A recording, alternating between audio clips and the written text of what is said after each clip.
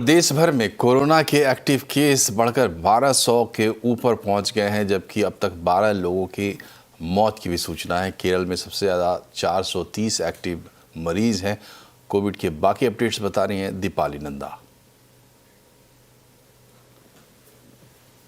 देखिए, कोविड के active cases की बात करें तो ये संख्या लगातार बढ़ती हुई जा रही है। अब ये आंकड़ा 1200 से ऊपर पहुंच गया है, जबकि अब तक कोविड की वजह से 12 लोगों की मौत हो चुकी है। केरल में सबसे ज्यादा और काफी तेजी से मामले सामने आ रहे हैं। केरल में 430 एक्टिव मरीज हैं।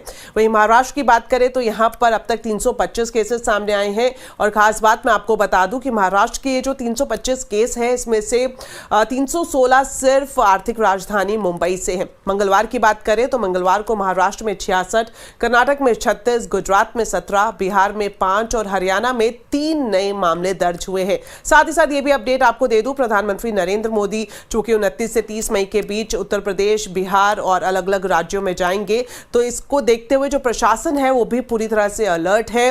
प्रधानमंत्री के 100 मीटर के दायरे में जितने भी लोग आएंगे, चाहे वो अधिकारी हो, मंत्री हो या फिर उनके सुरक्षा कर्मी हो, उन सब की कोरोना जांच की जाएगी। ये बड़ा फैसला लिया गया है और इसके पीछे वजह यह है कि जो सुरक्षा व्यवस्था है उसे और भी ज्यादा कड़ा किया जा सके। तो जो नंबर है वो बढ़ता हुआ हमें दिखाई दे रहा है। हालांकि सभी राज्य सरकारें, केंद्र सरकार लगातार इसे मॉनिटर कर रही हैं और समय समय पर निर्देश भी दे रही हैं राज्यों को कि किस तरह से जो कोविड के नए वेरिएंट है, करीब करीब 4 नए वेरिएंट हैं जो इस वक्त सक्रिय हैं, उन्हें किस तरह से बचा जा सकता है और लोगों को क्या कुछ एहतियात बरतने की ज़रूरत है। ये सब कुछ निर्देश केंद्र सरकार की तरफ से राज्यों को दिए जा रहे हैं।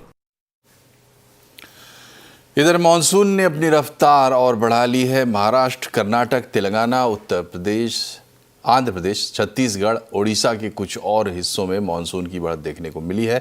बंगाल की खाड़ी में भी मानसून सक्रिय हो गया है। मौसम विभाग के मुताबिक अगले 2 दिन में छत्तीसगढ़, ओडिशा, पूर्वोत्तर, पश्चिम बंगाल और सिक्किम में कई हिस्सों में मानसून के आने और आगे बढ़ने की संभावना है। इस बीच केरल, कर्नाटक, गोवा, कोस्टल महाराष्ट्र में अगले 3 से 4 दिन तक बारिश जारी रहेगी। इसके बाद बारिश में थोड़ी कमी आ सकती है।